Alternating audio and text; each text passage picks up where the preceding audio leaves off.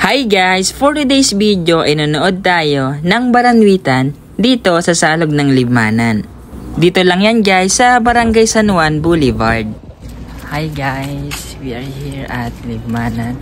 So meron daw dito guys fishing contest. 56 daw guys ang sumali ngayon dito sa fishing contest. So ito pala guys yung tarpaulin kung saan nakalagay yung mga prizes, mga awards at registration fee na 200 pesos. Isa guys ang pamimingwit sa napakaganda din na libangan. Bukod guys meron ka ng pangulam ay iba rin yung saya na mararamdaman mo kapag may nahuhuli kang mga isda. Maliit man ito guys o malaki. Dito rin guys masusubok ang iyong pasensya, diskarte at pangunawa.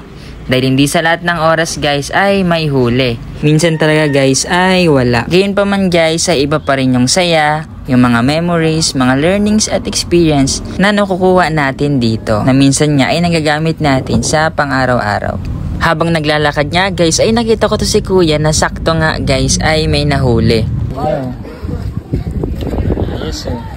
Pagpasok ko nga guys ay sakto naman na sinusukat na at kinikilo na yung nahuli ni kuya. Ito pa nga guys yung ibang mga nahuli. May karpa dito, yan mga kitang, tapos may mga maliliit na isda, tapos may kasili.